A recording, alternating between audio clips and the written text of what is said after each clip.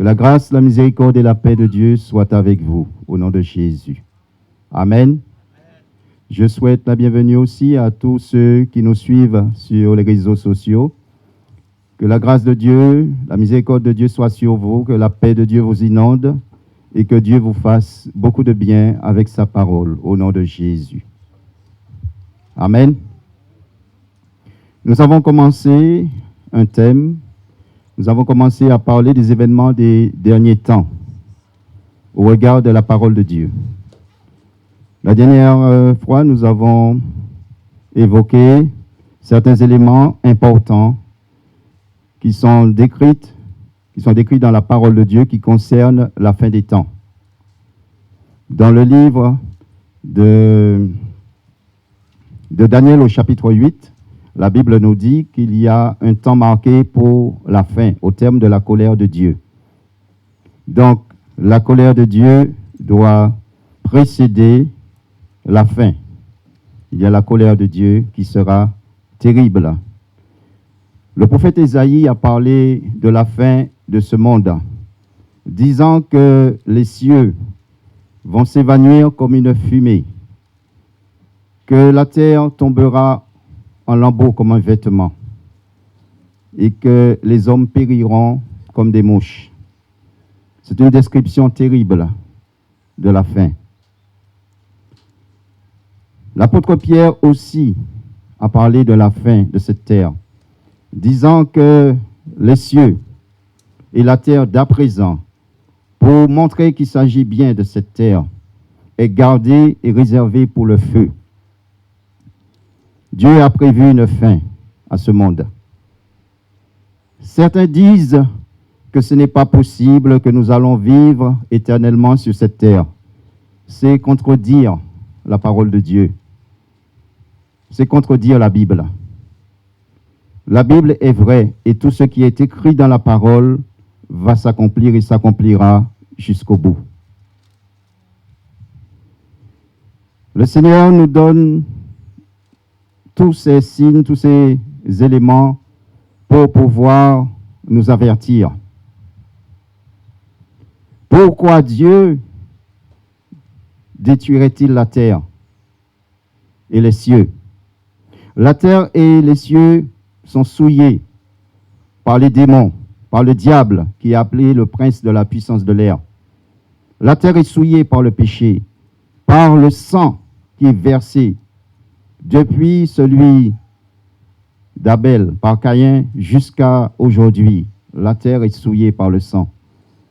Dieu a prévu de faire descendre sa ville sainte, la nouvelle Jérusalem, sur la terre, mais pas sur une terre souillée, car Dieu est un Dieu 3 fois saint. Avant ces événements, avant la fin, nous avons vu qu'il y a deux choses qui vont se passer, deux grands événements. D'abord, l'avènement du Seigneur Jésus, ou encore l'enlèvement de l'Église. Dans l'Ancien Testament, cet événement est caché dans le livre du prophète Ésaïe au chapitre 19. Mais c'est quand le Seigneur Jésus vient lui-même, il annonce dans Jean 14 qu'il reviendra. Il dit, je m'en vais. Il y a plusieurs demeures dans la maison de mon Père, et je m'en vais vous préparer une place. Et lorsque j'aurai terminé, je reviendrai, je vous prendrai avec moi, afin que là où je sois, vous y soyez aussi. C'est la promesse du Dieu éternel, du Dieu Tout-Puissant. Cette promesse, elle est détaillée dans 1 Thessaloniciens chapitre 4, à partir du verset 13. Il nous parle de l'enlèvement de l'Église, de la première résurrection, de la résurrection des morts en Christ, souligné morts en Christ. Ensuite, les vivants qui sont en Christ seront changés. C'est un événement qui sera soudain, inattendu. Personne ne connaît le jour ni l'heure. Ça sera comme un kidnapping. Dieu vient enlever ses élus. Et la Bible dit qu'ils partiront à la rencontre du Seigneur dans les airs. Le Seigneur ne met pas les pieds sur la terre. Les hommes qui ne feront pas partie de cet événement ne verront pas le Seigneur. et ils n'entendront pas non plus le signal de la trompette. Dieu nous avertit encore afin de nous préparer pour cet événement. Car dans la Bible, quand vous voyez dans l'évangile de Matthieu au chapitre 25, il est question des vierges folles et des vierges sages. Autrement dit, tous les chrétiens n'entreront pas aux cieux, dans le royaume de Dieu. Seulement ceux qui se seront préparés. C'est pour cela que Dieu nous avertit. Dieu ne fait rien sans avertir ses prophètes, ses serviteurs. Tout de suite après l'enlèvement de l'Église, l'atmosphère de la terre va changer. Tout de suite après, la terre sera bouleversée. La terre va connaître des événements qu'elle n'a jamais connus. Ce sera un temps de détresse insoutenable, un temps de souffrance et de détresse comme la terre n'a jamais connu. Pourquoi? Parce que Dieu il a déjà commencé, Il va déverser sa colère. Il a commencé par l'ouverture des 4 sceaux de Apocalypse chapitre 6. Je ne vais pas rentrer dans les détails, puisque ce n'est pas la prédication du jour. Ensuite, il va utiliser les 7 coupes. Il va continuer les 7 trompettes et les 7 coupes, déverser sa colère. Ce sont les anges qui vont administrer ce moment, qui vont déverser la colère de Dieu sur la terre. Au terme de ce temps, puisqu'il s'agit d'un temps qui est défini, de 7 années, coupées en 2, 3 ans et demi et 3 ans et demi, la tribulation et la grande tribulation. Au terme, le Seigneur Jésus lui-même viendra. Cela est prophétisé dans Apocalypse chapitre 19. Qu'il viendra lui-même régler ses comptes. Le Seigneur va venir se venger avec les armées du ciel. Il va venir se venger des nations, de tous ceux qui n'ont pas voulu qu'il règne sur eux. Ce sera une guerre terrible. Tous ces événements peuvent être regroupés sur le nom du jour du Seigneur. Donc le jour du Seigneur peut être une période où ça peut correspondre aussi le jour où le Seigneur met les pieds sur la terre avec ses armées. Les Juifs connaissent très bien ce retour du Seigneur. C'est pour cela qu'ils attendaient un Messie glorieux, qu'ils pensaient que le Christ, le Messie, viendrait dans sa gloire pour les délivrer des Romains. Ils étaient sous l'emprise des Romains. Mais le Seigneur Jésus nous avertit encore parce que nous sommes arrivés à la fin. Nous sommes parvenus à la fin des temps. Toutes les prophéties qui annoncent le retour de Jésus, l'avènement de Jésus, l'enlèvement de l'Église sont accomplies. Nous sommes dans la période. Certains vont dire, oui, que nous faisons des prophéties comme cela. Non. Nous sommes clairs là-dessus. Personne ne connaît le jour ni l'heure. Ceux qui avancent des dates font des erreurs. Mais ceux qui font la politique de l'autruche, ils ne voient pas, ils ne discernent pas. Ils sont dans l'erreur aussi. Parce que le Seigneur disait aux pharisiens, aux sadducéens, vous savez discerner les signes, vous savez discerner les signes des temps, la météo, le ciel, les signes du ciel, mais vous ne savez pas discerner les signes des temps. En tant que chrétiens nés de nouveau, nous ne devons pas ignorer ces choses. Nous devons savoir dans quelle saison nous sommes, afin de nous préparer correctement. Parce que beaucoup de chrétiens pensent qu'ils peuvent rentrer au ciel comme cela, comme dans un moulin. On rentre au ciel parce qu'on est baptisé. Ils vivent dans le péché, ils pensent qu'ils vont rentrer au ciel. D'autres n'ont même pas, ils sont même pas nés de nouveau, Il dit, j'ai Jésus dans mon cœur et ça leur suffit. Ayons la crainte de Dieu. Ce n'est pas nous qui définissons le protocole de Dieu. Ce n'est pas nous qui disons à Dieu comment nous allons entrer au ciel. Déjà, le Seigneur Jésus a dit, aux hommes cela est impossible, mais à Dieu tout est possible. Nous devons nous remettre à Dieu, au Saint-Esprit qu'il a envoyé pour pouvoir nous préparer. C'est lui seul que Dieu a mandaté pour préparer l'Église. Amen. Aujourd'hui, nous allons continuer. Nous allons entrer plus profondément dans la parole de Dieu pour voir les événements de cette époque, de l'époque de la fin des temps. Nous allons prendre un texte dans 2 Thessaloniciens au chapitre 2. Je vous invite à prendre la parole de Dieu dans 2 Thessaloniciens chapitre 2, à partir du verset 1er. Pour ce qui concerne l'avènement de notre Seigneur Jésus-Christ et notre réunion avec lui, nous vous prions, frères, de ne pas vous laisser facilement ébranler dans votre bon sens et de ne pas vous laisser troubler, soit par quelques inspirations, soit par quelques paroles ou par quelques lettres,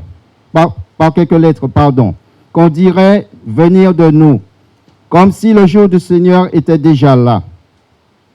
Que personne ne vous séduise d'aucune manière, car il faut que l'apostasie soit arrivée auparavant et qu'on ait vu paraître l'homme du péché, le fils de la perdition, l'adversaire qui s'élève au-dessus de tout ce qu'on appelle Dieu ou de ce qu'on adore, jusqu'à s'asseoir dans le temple de Dieu, se proclamant lui-même Dieu. Ne vous souvenez-vous pas que je vous disais ces choses lorsque j'étais encore chez vous? Et maintenant, vous savez ce qui le retient, afin qu'il ne paraisse qu'en son temps. Car le mystère de l'iniquité agit déjà. Il faut seulement que celui qui le retient encore ait disparu. Et alors paraîtra l'impie que le Seigneur Jésus détruira par le souffle de sa bouche et qu'il anéantira par l'éclat de son avènement. L'apparition de cet impie se fera par la puissance de Satan avec toutes sortes de miracles, de signes et de prodiges mensongers, et avec toutes les séductions de l'iniquité, pour ceux qui périssent parce qu'ils n'ont pas reçu l'amour de la vérité pour être sauvés. Ainsi, Dieu leur envoie une puissance d'égarement pour qu'ils croient au mensonge, afin que tous ceux qui n'ont pas cru à la vérité, mais qui ont pris plaisir à l'injustice, soient condamnés. Amen. Dans ce passage, l'apôtre Paul rappelle que l'avènement de notre Seigneur Jésus, l'enlèvement de l'Église, est une réunion avec le Seigneur. Il leur explique, il leur dit de se consoler. Pourquoi? Parce qu'à l'époque, il y avait une telle persécution des chrétiens qu'ils pensaient qu'ils étaient déjà dans la tribulation, dans le jour du Seigneur.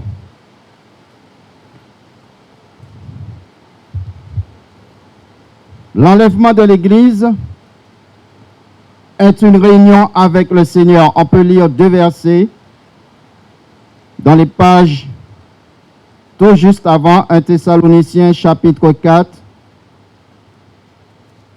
au verset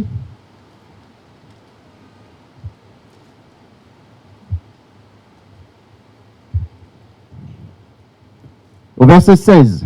Car le Seigneur lui-même, 1 Thessaloniciens chapitre 4, verset 16, car le Seigneur lui-même a un signal donné à la voix d'un archange et au son de la trompette de Dieu, descendra du ciel et les morts en Christ ressusciteront premièrement. Ensuite, nous les vivants qui serons restés, nous serons tous ensemble enlevés avec eux sur les nuées à la rencontre du Seigneur dans les airs. Et ainsi, nous serons toujours avec le Seigneur. Consolez-vous donc les uns les autres par ces paroles. Amen. Le jour de l'enlèvement de l'Église, ceux qui vont être enlevés, ça sera dans un clin d'œil. Et c'est leurs accessoires qui vont témoigner qu'ils ont disparu.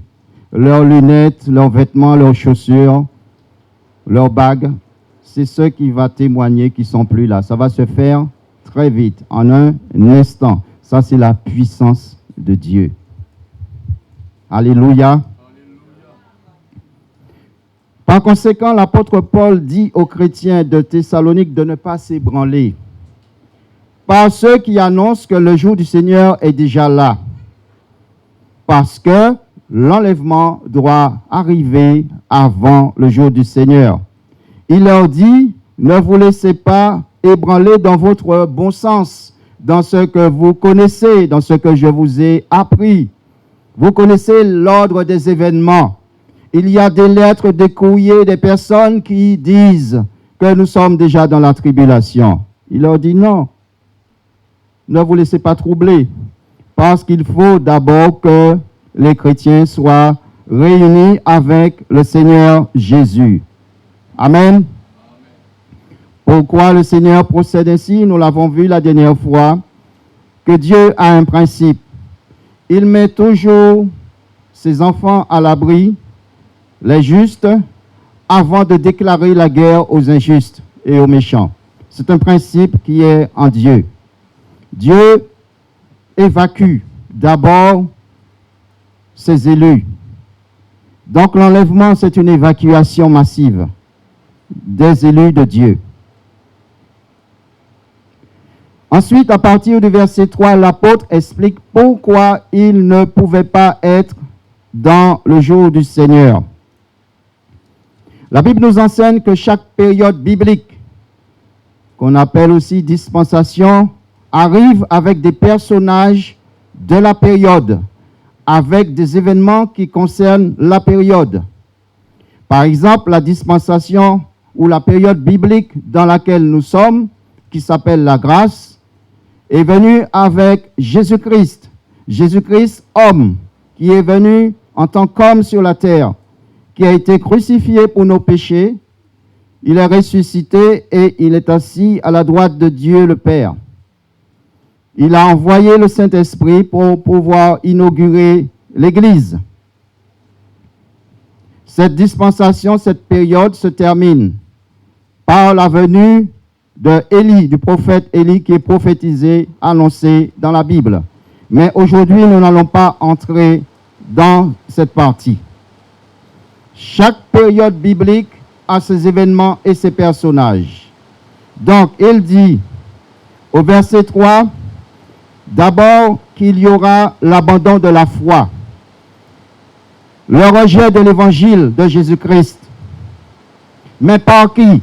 Pas par ceux qui ne connaissent pas Jésus, par ceux qui sont en Christ. Il y aura un abandon de la foi et la Bible appelle cela l'apostasie. Vous pouvez le voir encore dans 1 Timothée chapitre 4.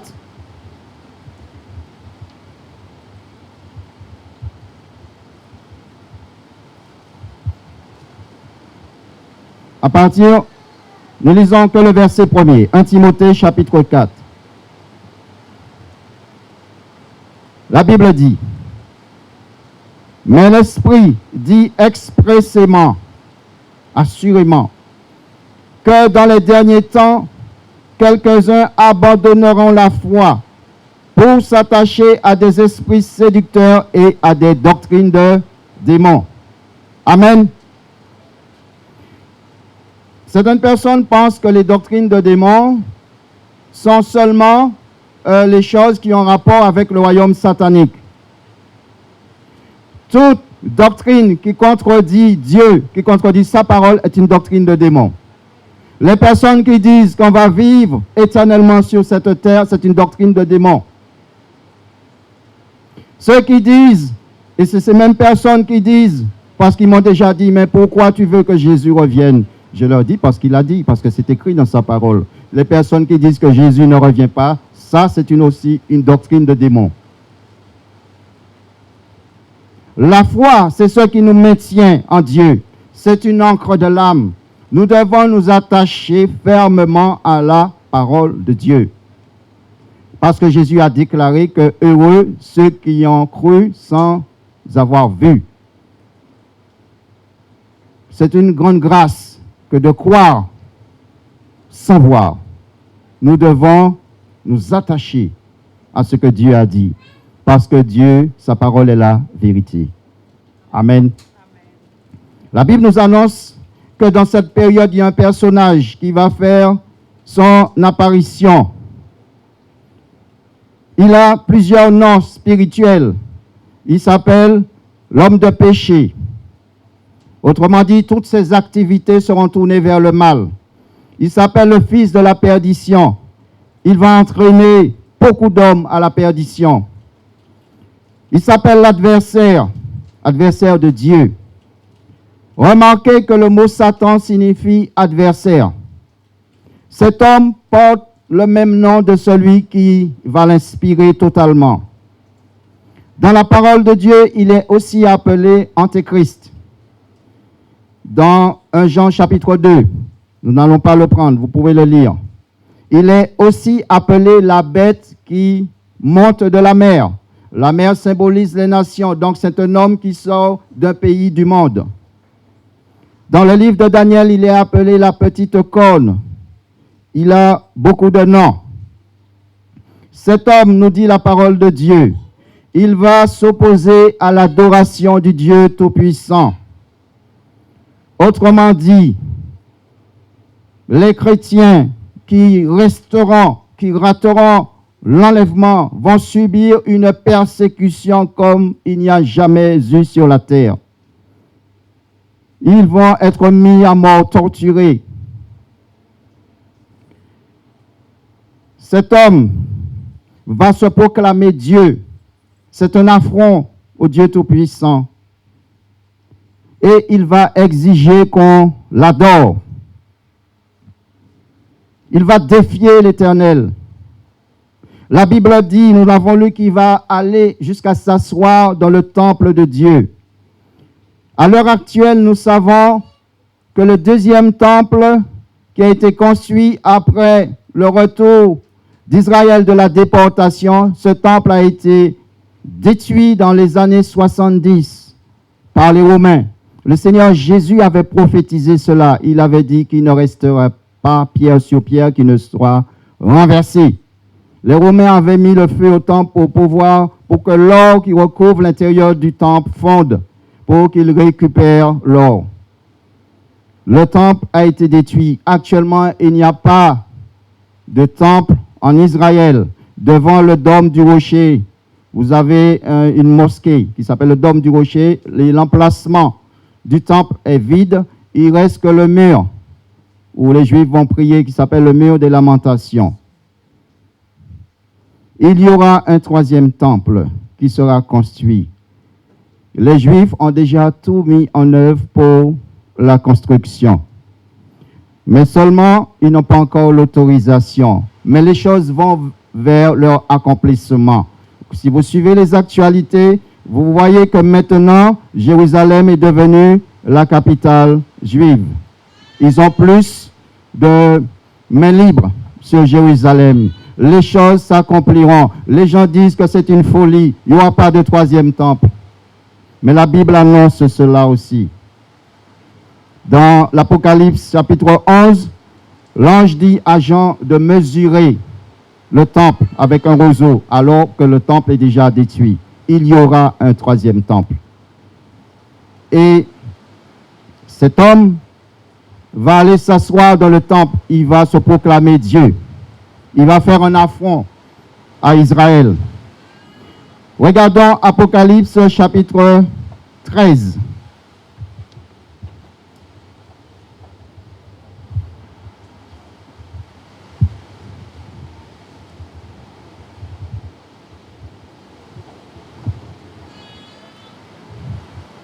À partir du verset 4. Et il s'agit des habitants de la terre. Et ils adorèrent le dragon parce qu'ils avaient parce qu'il avait donné, donc le dragon c'est le diable. Et ils adorèrent, donc les habitants de la terre adorèrent Satan. Et ils adorèrent le dragon parce qu'il avait donné l'autorité à la bête, à l'antéchrist. Ils adorèrent la bête en disant, qui est semblable à la bête et qui peut combattre contre elle. Et il lui fut donné une bouche qui proférait des paroles arrogantes et des blasphèmes. Et il lui fut donné de pouvoir agir pendant 42 mois, 3 ans et demi. Et elle ouvrit sa bouche pour proférer des blasphèmes contre Dieu, pour blasphémer son nom et son tabernacle, et ceux qui habitent dans le ciel. Et il lui fut donné de faire la guerre aux saints et de les vaincre. Et il lui fut donné autorité sur toute tribu, tout peuple, toute langue et toute nation. Et tous les habitants de la terre l'adoreront. Ceux dont le nom n'a pas été écrit dès la fondation du monde dans le livre de vie de l'agneau qui a été immolé. Si quelqu'un a des oreilles, qu'il entende. Amen. Remarquez, il est répété plusieurs fois, il lui fut donné. C'est Dieu qui donne à Satan l'autorisation pour pouvoir donner à la bête son pouvoir, son trône, son autorité. Dieu est aux commandes de toutes choses. Si Dieu ne l'avait pas voulu, l'Antéchrist n'arriverait pas. D'ailleurs, la Bible nous montre qu'il est retenu. Retenu par qui? Par le Saint-Esprit de Dieu, qui est dans l'Église et dans chaque croyant. Il ne peut pas se manifester avant son temps. Et le temps dans lequel il doit se manifester est compté, est limité par Dieu le Père lui-même. Pendant que l'Antéchrist, la bête, sera sur la terre, pendant son gouvernement, la Bible nous dit que 3 anges voleront dans le ciel pour annoncer les jugements de Dieu. Nous allons voir ce que dit le 3e ange dans Apocalypse 14, versets 9 à 10. Et un autre ange, un 3e ange, les suivit en disant d'une voix forte, si quelqu'un adore la bête, son image, et reçoit une marque sur son front ou sur sa main, il boira lui aussi du vin de la fureur de Dieu, versé sans mélange dans la coupe de sa colère. Et il sera tourmenté dans le feu et le soufre devant les saints anges et devant l'agneau. Amen. Nous voyons comment le châtiment sera terrible et éternel pour tous ceux qui vont adorer la bête et qui vont recevoir sa marque sur la main ou sur le front. Certainement, il s'agira d'une puce électronique. La Bible nous dit qu'il y a l'Antéchrist. Quand il dit que le mystère de l'iniquité agit déjà, le personnage, mais il y a aussi l'esprit de l'Antéchrist qui agit déjà dans le monde il y a des années. Prenons 1 Jean chapitre 4.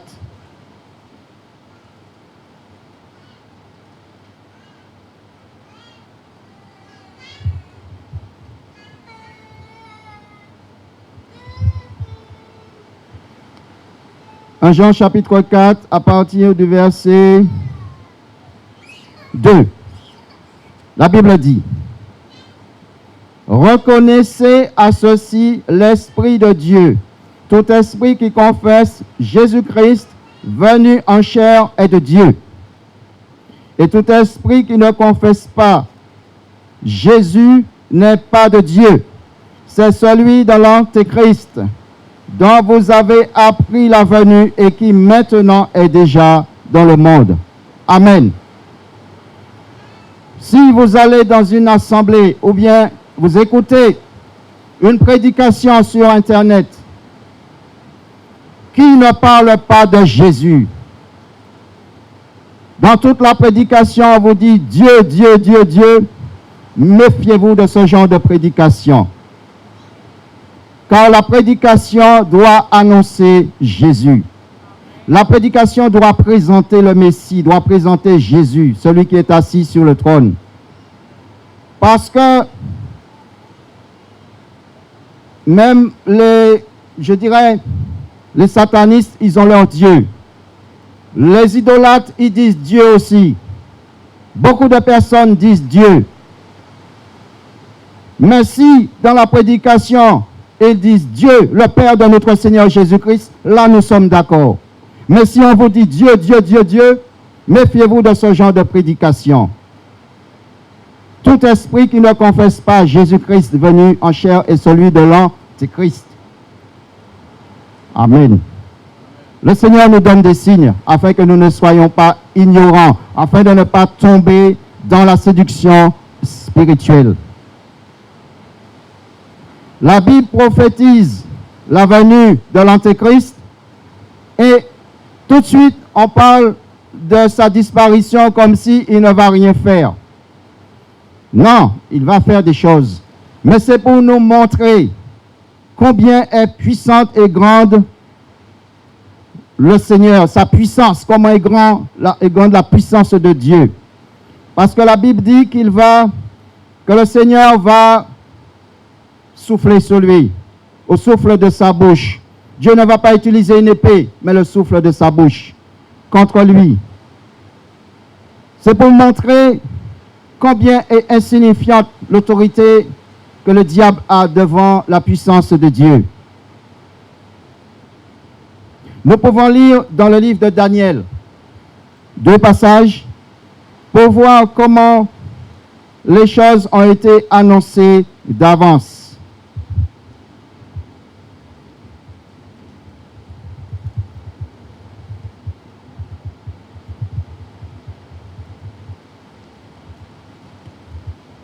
Daniel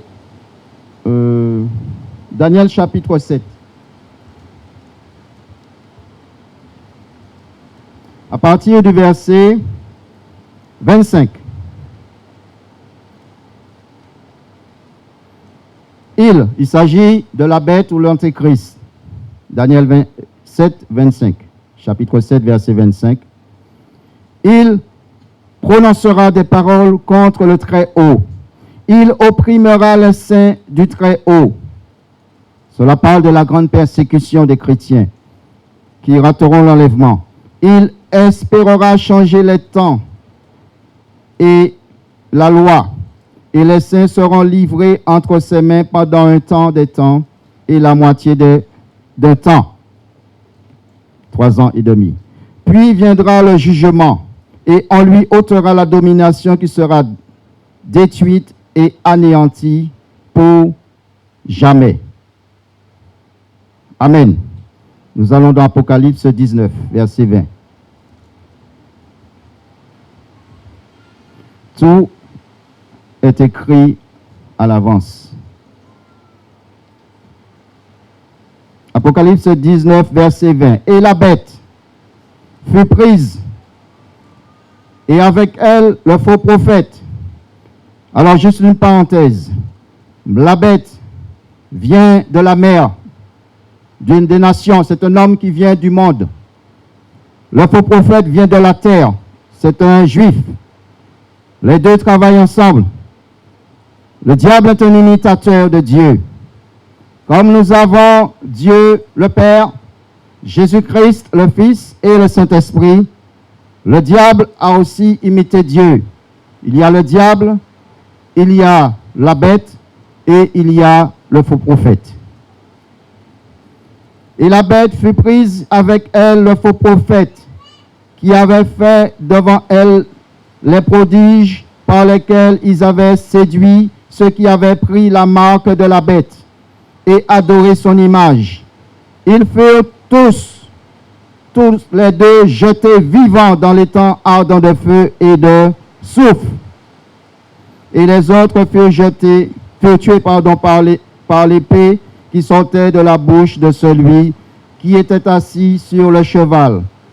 Et tous les oiseaux se rassasièrent de leur chair. Amen. L'apparition de cet impie ne se fera pas par la force.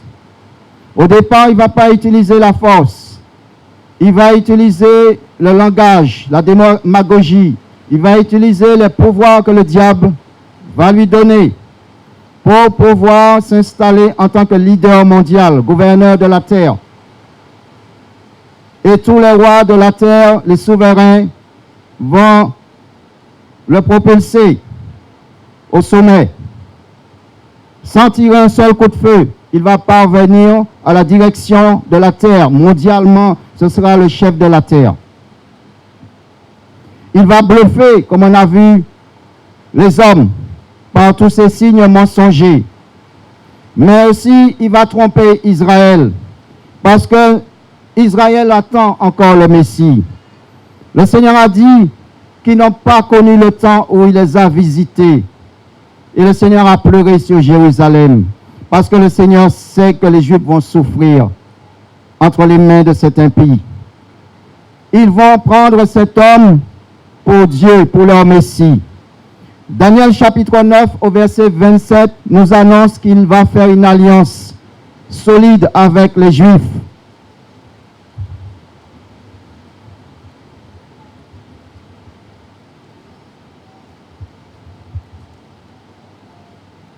Daniel 9 au verset 27.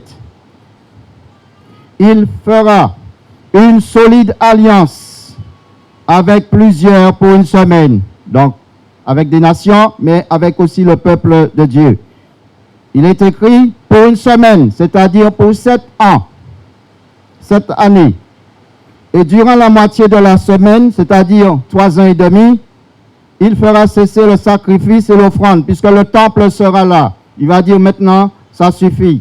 Parce que les Juifs, en reconstruisant le temple, c'est dans le but de recommencer les sacrifices de l'ancienne alliance.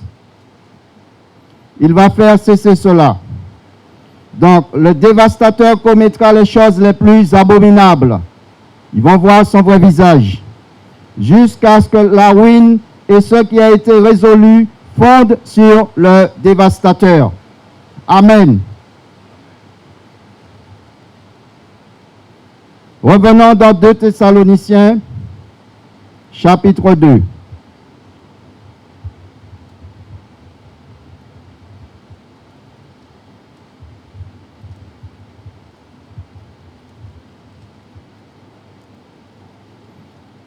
Les versets, nous avons lu les versets 10, 11 et 12, qui nous éclairent sur les principes des jugements de Dieu. Ô quoi Dieu permet-il à Satan de donner ses pouvoirs, son trône, son autorité à un homme? Les hommes refusent de se repentir pour la plupart. Pourtant, ils entendent la prédication de l'Évangile. Les hommes vivent comme si Dieu n'existait pas. Même certains qui entendent la prédication de l'Évangile, ils refusent d'abandonner leurs péchés. Ils refusent de mettre leur vie en ordre.